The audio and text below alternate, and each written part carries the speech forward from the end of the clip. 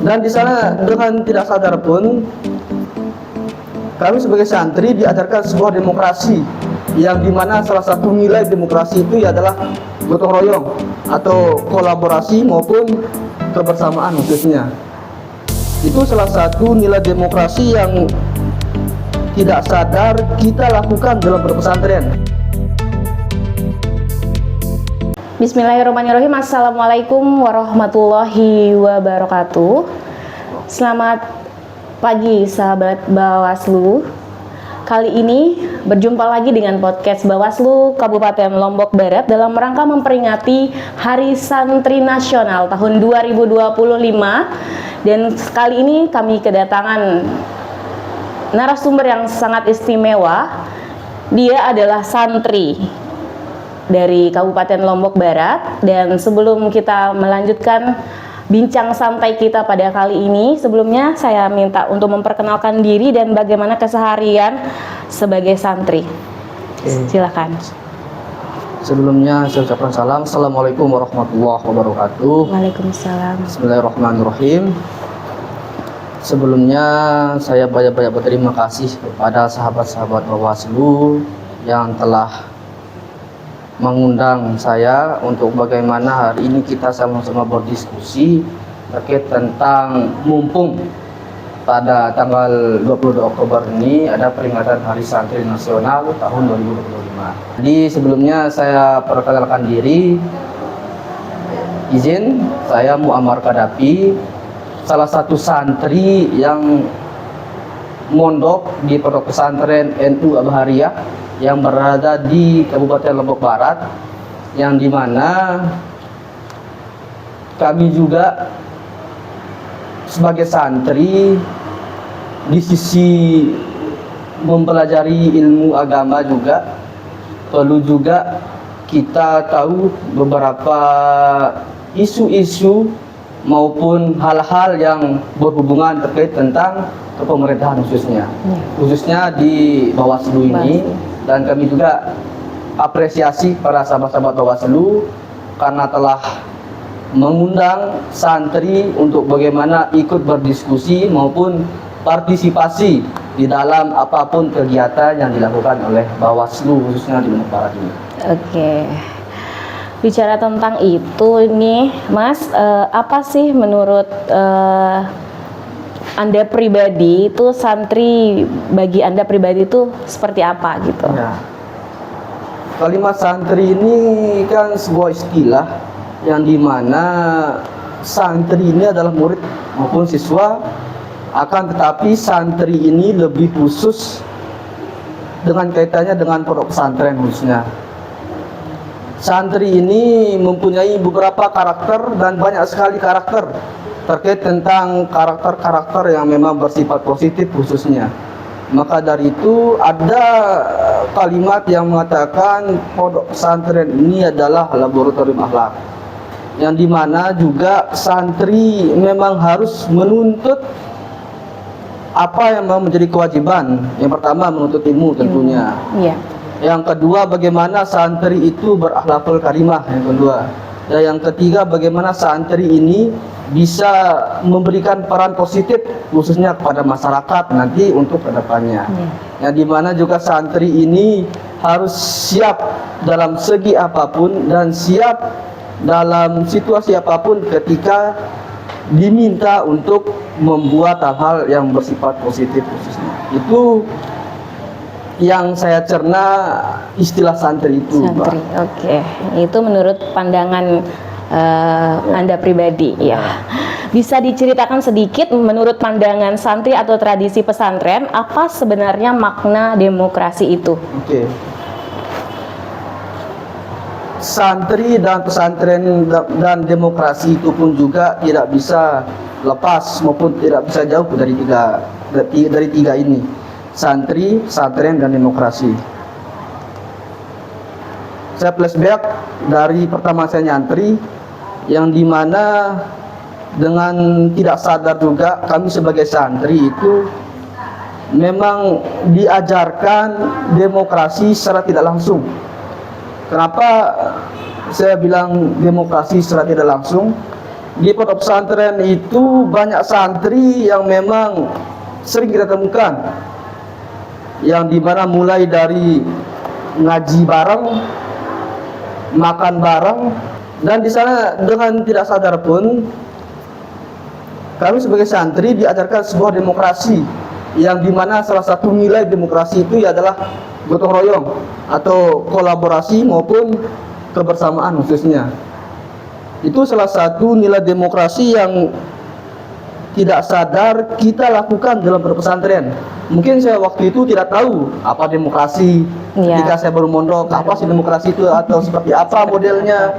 Tapi ketika kita setelah mondok, kita tahu nilai-nilai demokrasi itu ya seperti itu. Salah satunya kan bagaimana kita diminta di santri itu untuk ya berkolaborasi maupun gotong royong. Dan yang kedua, ketika saya mondok waktu itu juga kita di sekolah khususnya, kita selalu diminta untuk berpendapat, diminta untuk menyelesaikan suatu masalah maupun sesuatu yang memang butuh beberapa kelompok untuk menyelesaikannya. Ya misalnya dalam musyawarah. Dan dalam musyawarah itu juga kan nanti banyak sekali nilai-nilai demokrasi yang kita temukan, terutama toleransi. Kita mendengar beberapa pendapat dari rekan-rekan santri sama santri kita itu, yang dimana ada beberapa ras dan suku nanti di setiap pesantren itu, mungkin ada dari sini, wilayah sini maupun wilayah barat, Lombok Tengah, dan Lombok Timur dan wilayah dan lainnya, seperti itu. Oke. Seperti yang Mas bilang tadi, pondok pesantren itu secara tidak langsung mengajarkan kita nilai demokrasi gitu. Nilai-nilai pesantren ini seperti tasawuf, ta'awun, ukhuwah sering diajarkan di pondok. Menurut Mas, bagaimana nilai-nilai sejalan dengan prinsip demokrasi? Dan kita tahu santri punya peran besar dalam perjuangan kemerdekaan di Indonesia. Nah, bagaimana peran santri itu berlanjut di era demokrasi modern sekarang ini? Oke. Tanggal 22 Oktober ini kan tidak terlepas dari peran santri waktu itu. Makanya pada tahun 2016 nggak salah itu Presiden kita menetapkan Hari Santri Nasional ini tepat pada tanggal 22 Oktober. Yang dimana memang pada waktu itu peran santri ini tidak terlepas dari demokrasi ya. Santri pada waktu itu memang difokuskan untuk fokus dalam bidang agama waktu itu. Ada beberapa artikel yang saya sudah baca. Dan pada waktu itu juga karena masih penjajah lah, Jepang waktu itu masih berada di Indonesia waktu itu, dan Presiden Soekarno kan sempat meminta pendapat dari Kiai Haji Hasyim Asy'ari waktu itu, minta pendapat apakah perang melawan penjajah itu apakah termasuk ibadah atau wajib. Dan Mbah Hasyim Asy'ari mengatakan langsung pada waktu itu, hubul waton minal iman, cinta ke negara maupun membela negara itu termasuk daripada iman. Maka di sanalah santri waktu itu berperan penting, yang dimana santri itu fokus belajar agar kitab-kitab, fokus dalam dunia agama, yang pada hari itu juga turun untuk membela negara, yang dimana maka di sanalah tercetusnya resolusi jihad, yang dimana para santri itu berjihad untuk membela negara. Maka di sanalah terbit tahun 2016 nggak salah, mungkin nanti dikoreksi kalau memang salah, terbitlah hari nasional yang ditetapkan oleh Presiden, yaitu Hari Santri Nasional. Maka dari itu peran santri itu sangat strategis di dalam kemerdekaan ini. Dan selanjutnya terkait tentang beberapa prinsip-prinsip tadi, ya salah satunya tasamuh, toleransi, ya tadi sudah saya jelaskan juga di awal bahwasanya sifat toleransi itu merupakan salah satu karakter yang wajib bagi santri. Itu merupakan salah satu nilai-nilai demokrasi yang sudah maupun yang sering diterapkan oleh santri, baik di pondok pesantren maupun setelah keluar dari pondok pesantren, dalam artian alumni lah tentunya. Ya. Begitupun dengan gotong royong. Gotong royong ini memang hal yang wajib bagi santri juga, yang sering dilakukan oleh semua kalangan santri, yang dimana juga karena kuantitas yang banyak dalam sebuah pesantren itu, dan tidak terlepas namanya setiap apa yang dilakukan oleh beberapa santri itu memang harus secara bersama maupun gotong royong. Yang ketiga itu terkait tentang ukhuwah persaudaraan. Ya tentu persaudaraan ini memang sangat diwajibkan maupun sangat diharuskan bagi setiap santri bersama santrinya. Terutama ya banyak sekali memang saya alami waktu itu ketika ada perdebatan maupun berbeda pendapat ketika berdiskusi maupun ketika rapat ketika saya menjadi santri. Akan tapi nilai demokrasi ukhuwah itu yang memperkuat kita agar tetap menjalankan nilai-nilai demokrasi.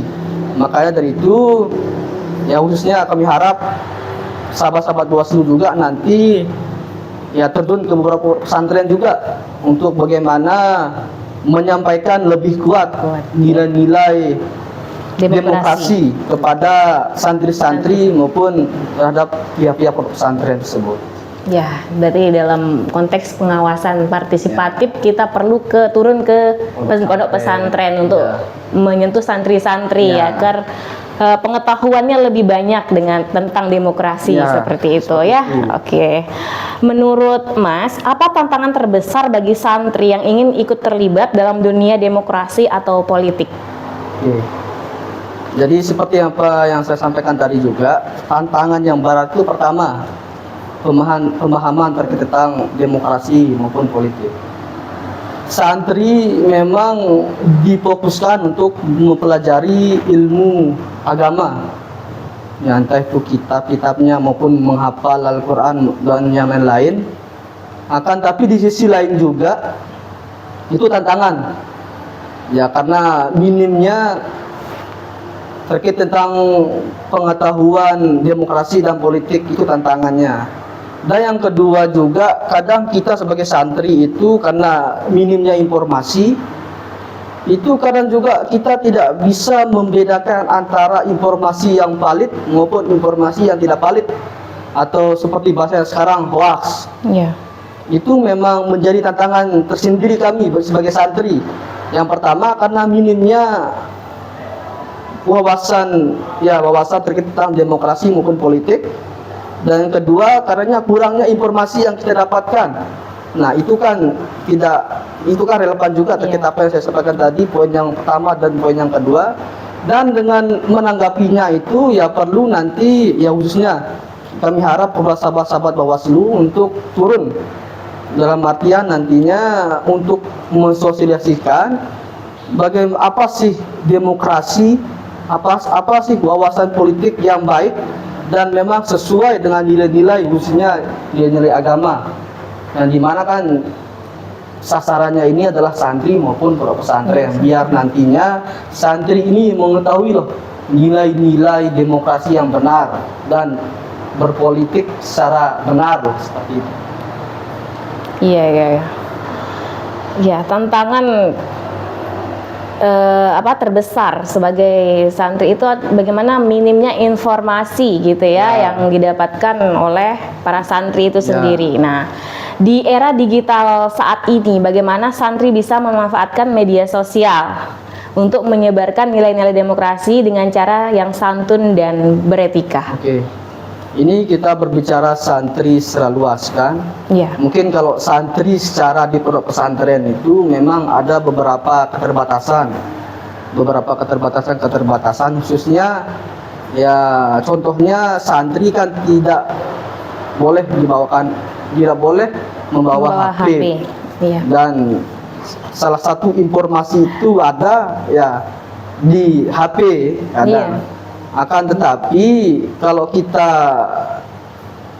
kita pandang dari segi santri yang mukim ini, ada beberapa tawaran yang memang perlu untuk menanggapi hal-hal untuk menanggapi digitalisasi hari ini. Yang pertama, di pondok pesantren itu kan ada lembaga pendidikan umum, ya SMP, SMA maupun SMK seperti itu. Jadi itu salah satu celah, salah satu cara untuk bagaimana santri itu diberikan pemahaman terkait digitalisasi, ya edukasi terkait tentang demokrasi yang baik, berpolitik dengan yang baik, dan bagaimana nilai-nilai demokrasi dengan baik dengan memanfaatkan digitalisasi. Nanti itu dengan caranya memberikan konten-konten edukasi. Nah kan, tapi itu butuh cara kan? Iya. Ya, karena memang pada diskusi kita pada hari ini, bagaimana kita memberikan santri itu peran terkait kita memberikan nilai-nilai demokrasi. Nah, khususnya kalau santri yang mukim itu perlu nanti itu diajarkan bagaimana yang pertama memanfaatkan digitalisasi dengan baik, yang kedua memberikan edukasi maupun pemahaman terkait tentang demokrasi yang baik maupun berpolitik dengan cara yang baik. Dan ketika kalau kita melihat santri secara luas yang sudah alumni atau seperti apa itu banyak sekali yang memang perlu dilakukan oleh santri yang memang sudah tidak mukim di pondok pesantren.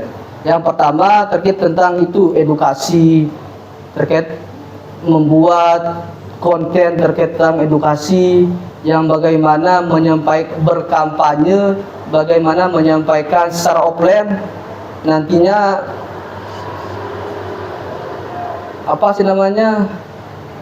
berdemokrasi dengan baik dan menyampaikan wawasan-wawasan politik yang baik lah, yang seperti itu. Makanya menurut saya memberikan konten-konten edukasi yang baik, yang baiknya digitalisasi itu khusus yang di luar konteks di luar santri yang tidak mukim, yang mukim. Iya. Ya. Oke, pertanyaan terakhir saya, Mas, untuk pesan Anda bagi para santri di seluruh Indonesia, khususnya Lombok Barat, agar tetap menjaga nilai-nilai pesantren saat ikut berpartisipasi dalam kehidupan berdemokrasi. Oke.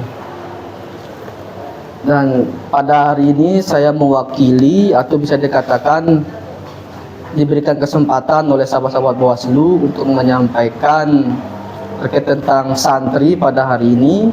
Dan saya mengajak pada semua rekan-rekan santri, baik santri maupun santriwati, untuk bagaimana kita sebagai salah satu garda terdepan untuk membangun karakter generasi yang lebih baik.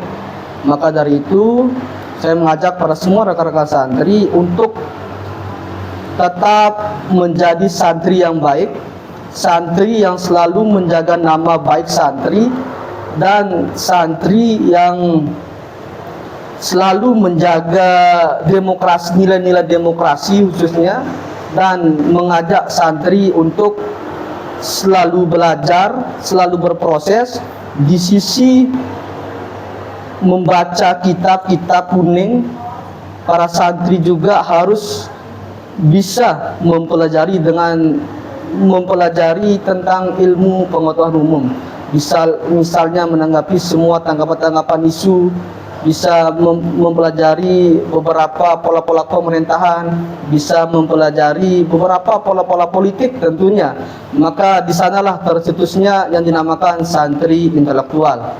Maka dari itu harapan saya pribadi untuk para semua rekan-rekan santri khususnya di Lombok Barat, mari kita sama-sama serius dalam menuntut ilmu di pondok pesantren, serius untuk berproses di pondok pesantren, karena santri ini salah satu menjadi garda terdepan di dalam membangun karakter generasi bangsa untuk kedepannya. Oke, terima kasih. Baik sahabat Bawaslu, mungkin itu saja podcast kita pada kali ini. Dan saya tak lupa berterima kasih banyak atas kesempatannya kepada narasumber telah meluangkan waktu untuk berjumpa bersama kita di sini. Wabillahi taufiq wal hidayah. Wassalamualaikum warahmatullahi wabarakatuh.